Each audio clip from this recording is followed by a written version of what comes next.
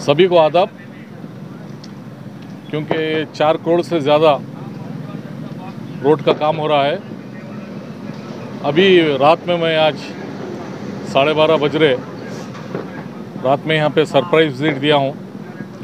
Ambedkar circle से government hospital तक road बहुत ख़राब हो गई थी। मुझे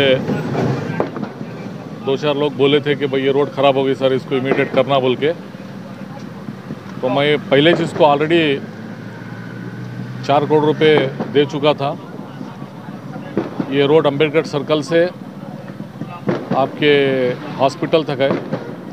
फिर ऑलरेडी नौबाद से लेके शिवनगर से लेके आपके stadium, Madiwala circle, Rotary club, Rotary circle से लेके हमारे प्रिंस मेडिकल स्टोर तक ऑलरेडी बन गई है। ये पेंडिंग थी अंबेडकर सर्कल से हॉस्पिटल तक, हॉस्पिटल वो प्रिंस सर्कल तक।